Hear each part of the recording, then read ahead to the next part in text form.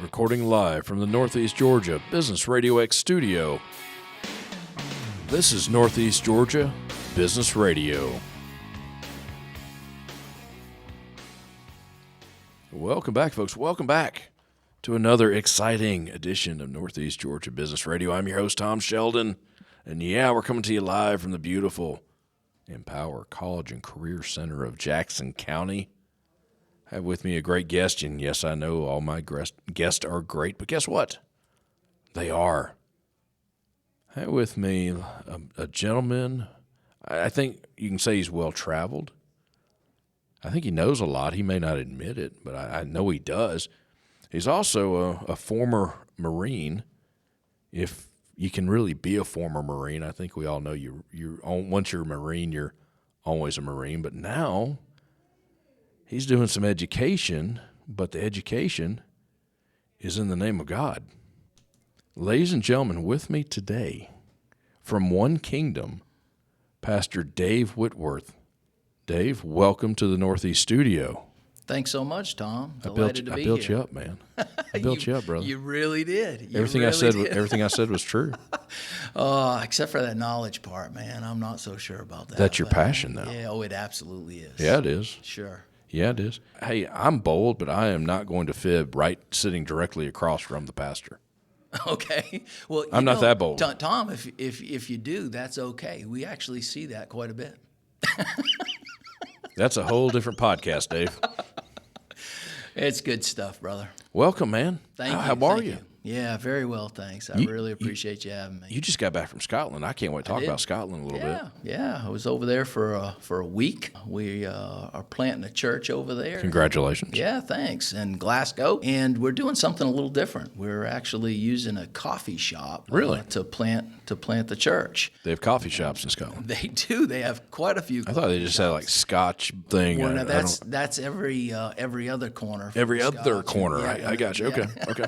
And the coffee shop is every couple blocks as well. So we're using a coffee shop. How is that going to work? This is rather unique, sir. It is. Of course, here in the States, we see a lot of the big churches, the mega churches that have, even Starbucks in their... On campus. In their narthex and things like that. But we're looking at, especially over in Europe, we're talking post-Christendom, big fancy term to simply mean that in cultures like Europe, in England, in Scotland, we're talking less than 37% of the people that identify with any type of faith.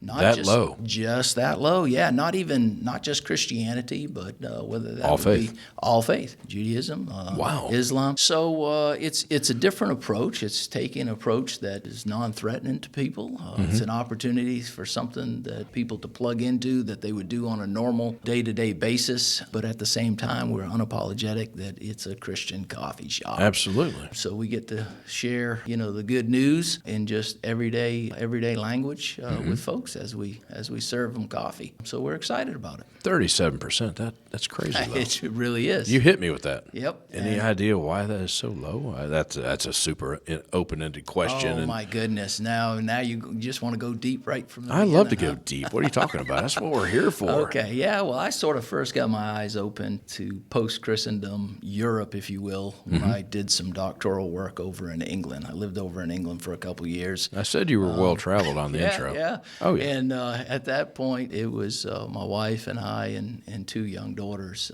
So we actually, that's a cool part of the story, too.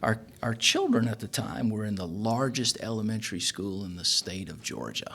Okay. And that was Decula back in the day, 2008. Back in the day. And it was like the third largest in the country. Yeah. They went from that to a little village school that had a total of 65 kids in it from kindergarten through fifth grade. Wow. So it was a great experience for them.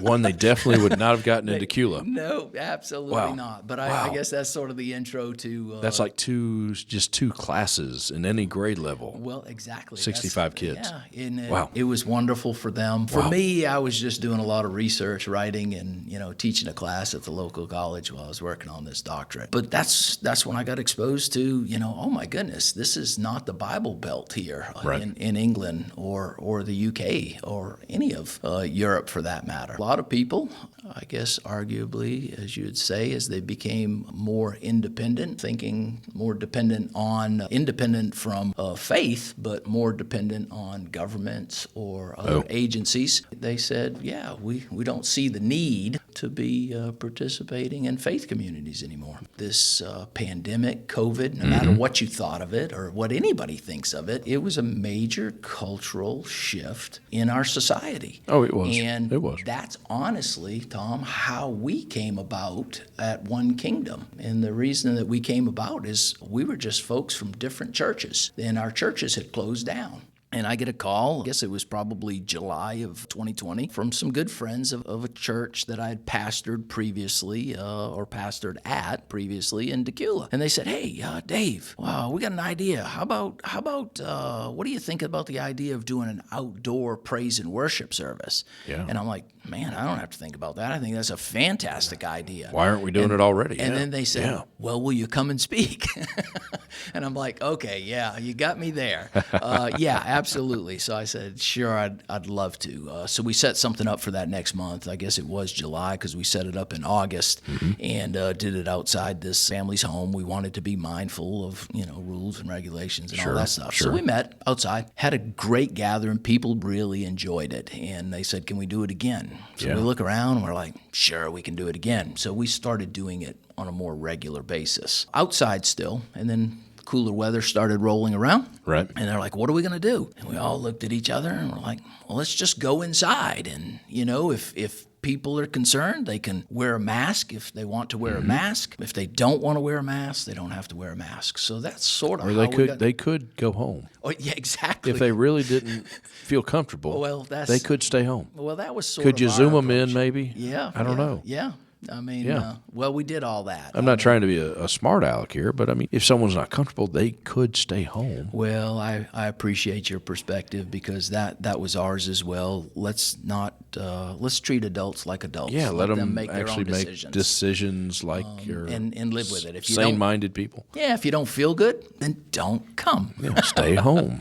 So that was the fall of 20. Everybody kept asking, "Hey, you planting a church? You planting a church?" My answer was always the same: No, we're not planting a church. The church was planting itself, my friend. Exactly. Well, we rolled around to spring of 21. At the time, I had been teaching seminary down in Atlanta with the Interdenominational Theological Center. It's a consortium of 5 denominational seminaries and 1 non-denominational one. And I was chair of evangelism and taught mission theology and evangelism and Wesleyan history and polity and all that good, happy stuff. So I had a really nice job that I loved very much. But I was being asked by a bishop that I served with on a board if I was prayerfully consider taking his church in South Carolina. So I went on Sunday like I normally do and shared the message and said with the folks there, folks, I've been asked by this bishop to take this church in South Carolina. Will you pray for me about it? And they said, no. I said, what do you mean no? I actually started laughing. I said, what do you mean no? I mean, I'm not used to being told no that you're not going to pray for me. They were not joking. No, they weren't. They weren't joking. And I love that. They said, look, they were being very real with you, sir. Yeah, absolutely. They said, look, man, you might not get it, but we think of ourselves as a church, and we think of you as our pastor, and we want you to be our pastor. Our pastor. And I says, great, now I got 2 things to be praying about. Long story short, we did plant this church. It's one called One Kingdom Church. We're located, we started in a house. It was a house church, and we recently, just in September, moved to the Heather Wayne Dance Academy off of Thompson Mill Road in Houston so that we could have a little bit more space. We've been running there for a little bit, but we're also doing some work and some ministry up here in Jackson County, in Jefferson, specifically using the Jackson County Historic Courthouse. Right. We've been doing a worship service once a month on Thursday night, but we're actually going to have another one coming up. It's going to be a Christmas Eve service, December 24th, Sunday. Right. Sunday evening. We're going to have our normal service down in Houston in the morning, but we're going to come up and we're going to have a Christmas Eve candlelight service. So we're going to gather as we typically do at 6:30. It's going to be light refreshments, and then we're going to enter worship at 7. So we certainly want to get the word out there. If you're looking for a good community, if you've been searching for that home church and you just don't have one, or if you're just simply curious, if you want to hear some good singing, some good music, maybe might be some halfway decent preaching, or we'll see. Well, hey, you understand the importance of community. I do. You do. You truly do. Now, here at Northeast Georgia Business Radio, we have some great community partners.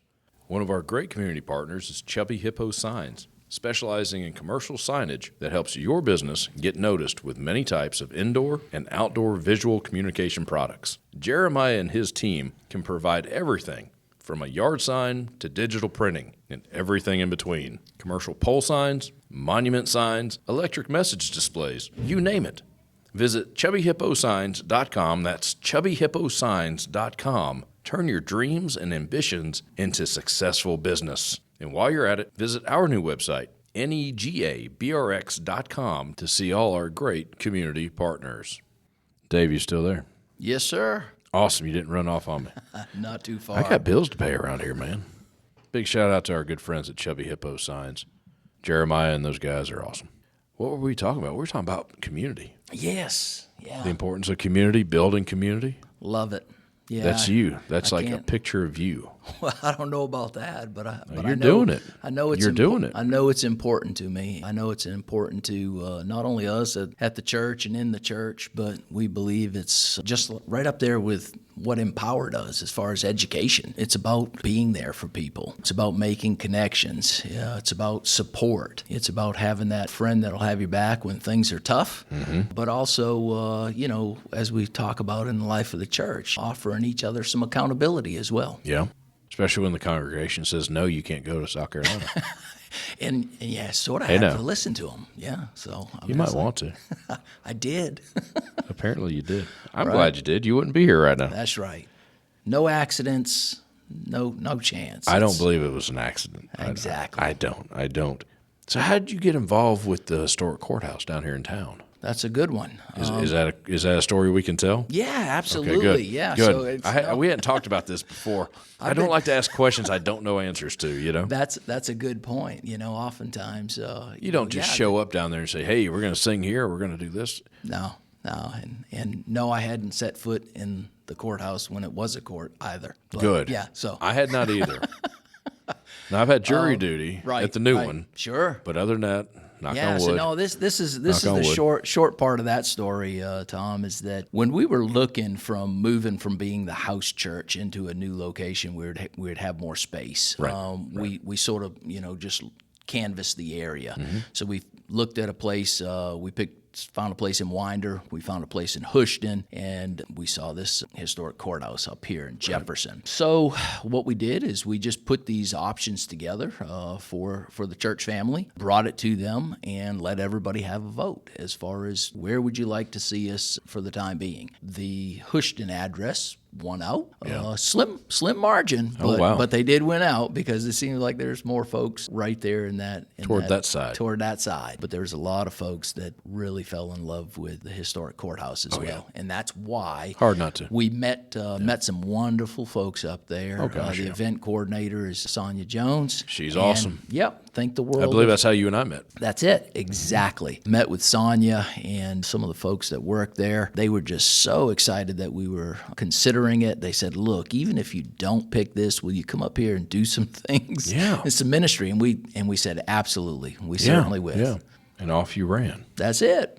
How often are you at the courthouse now? We're actually doing a service once a month. It is at this once a point. month. Yes, It is yes. once a month. So we've only done 3 so far. Right. You're just and easing into it. We're just easing into it. But it must because- be successful. I think it has. You been. wouldn't keep doing it. Absolutely. We get a wonderful response from the community. Yeah. As well as some of the gentlemen they're out of the detention center. Okay, So yeah. we actually have some of the folks that are able to come over there and participate in worship worship as well. They've really enjoyed being able to come into the courthouse. That's not a conventional church, as we well know, right? Because there's many folks that just haven't, frankly, been comfortable. It's always hard to go into a new situation. It doesn't matter what it is, whether it's a new school, whether it's a new job, whether it's a church building. So for a lot of people out there that didn't come along and grow up in the church, the notion that, hey, this is curious.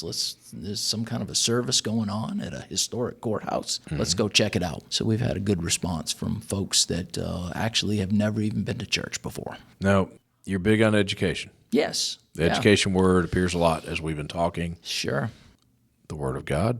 Absolutely. Okay. Yeah, that's it. We believe in the Scriptures and a scriptural authority. You are reading straight out of the Bible. Yeah, sure. We read straight out of the Bible. And that being said, we also, you have to talk about the word theology as far as what does this mean? Right. How does this apply to our lives? Why is it important? That's the education. Sure. Absolutely. Okay. How does all of this connect? Education, we can hit it from 2 or 3 different perspectives. Probably more than that, to be honest with you. Well, absolutely. Yeah. I do like to think in threes. Very Trinitarian that way, okay? Good point. But I started in education. Right. My undergraduate degree is in secondary education, history, social studies. So I taught in public schools for 5 years, and I loved it. I really enjoyed that. But at the same time, I became very much involved in working with children and youth at the local church. They invited me to do children and youth ministry full time. And then, as you often hear in Christian community, that notion of being called. Right. I understood God had a call on my life to full-time servant ministry. So that went from educating in public schools to attending seminary, and then also teaching undergraduate. Ended up doing a doctorate, a PhD in mission theology and Wesleyan studies. My background's Wesleyan Methodist, so I've taught in seminary, I've taught undergraduate students, had the great privilege even to teach, as I said, in public schools. Wow. So education to me is important. Yeah, it is. And it translates real well as far as full-time ministry. People really try to pigeonhole me. What kind of pastor are you? Well, I'm a teaching pastor. What kind of pastor are you? The man's a Marine, okay? Don't mess with him. Oh, I don't know about Just saying. You were in the Corps 40 years ago? Yes, it's hard to believe. Almost. Yeah, 84 to 88 active, and a couple years inactive. So bless you for that. No, thank you. Yeah. It's a privilege to serve. Dave, before we get out of here, what did we miss? I know we need to give the website. One of the things that I would say, Tom, I appreciate that. One Kingdom and the work that we do, even down in Houston or up in Jackson, we always, as you mentioned earlier, we want it to be real. So it's not something that we just think of as an event or an activity that we attend once a week or even twice a week. We think of it as this notion of a whole life discipleship. So for us, it's real. We have these 3 core values. We always talk about growing, sharing, and serving. We can always grow in our faith in Christ. We seek to share the hope of Christ with others. Very important to us as well is the notion of serving with the love of Christ. Some of the ways that we do that, because we're very hands-on, we partner with Operation Christmas Child, Samaritan Hands. We sponsor children to go to school in Paraguay, Paraguay, in South America. We support missionaries in South America and also over in Scotland. We partner with an outfit that's a great nonprofit called Helping Mamas out of Lawrenceville, and they do some great work with young ladies that are having children for the first time or they're struggling. So we partner with them. So we're very hands-on as well. It's not just simply gathering for praise and worship, which is a wonderful and blessed thing. It's about being active in the community that we live in. Living it the other 6 days of the week. Exactly. Nothing wrong with that. That's important to us. Yeah, it is. What's the website? The website is onekingdommission.org, and it's written out as the number 1, the word kingdom, a dash, and then mission.org. .org. .org. Yes. Nice. And there are ways people can get involved. Absolutely. It has... It's all on the website. It's on the website. Over the years, I've written, I don't know, probably a few hundred devotionals. So we put devotionals on there. There's a devotional that's there every single day, except for Sunday. And of course, Sunday, it's like, hey, come and join us in You worship. can get that one in person, folks. Yep. When is service? Thompson Mill. The location. Thompson Mill, yeah. We gather for fellowship at 10:15. Okay. Fellowship is really important to us. Absolutely. Then we go into worship at 10:45. Okay. So gather for fellowship at 10:15. We always have fellowship snacks and coffee and just good conversation. And that's one of the things that One Kingdom has been known for is good fellowship. Nice. And when are you here in Jefferson? We are next going to be here in Jefferson. Christmas Eve. Christmas Eve, December 24th. It's a Sunday evening. We're gonna gather for fellowship at 6:30 and start worship at 7 p.m. And have everyone home before Santa gets there. Absolutely. We don't want them to miss the presents. That's right. Absolutely. You're never too old for Santa. Ever. Dave, thanks for being here today. Tom, thank you so much. I really appreciate you. This was fun. Thank you for the work you're doing in the community. Thank you, sir. You're kind of new up here, so keep doing what you're doing, man. Looking forward to it. Grow those roots, brother. That's it. Great community. Thank you, Tom. It is a great community. They're going to play my music any second now. I'm vamping at this point. You know how it goes. Oh, there it is. Hey, Dave, it's actually crystal clear this time. Inside joke, folks. Hey, check out onekingdom-mission.org. Check out what Pastor Dave is doing. I'm Tom Sheldon. We'll talk to you soon.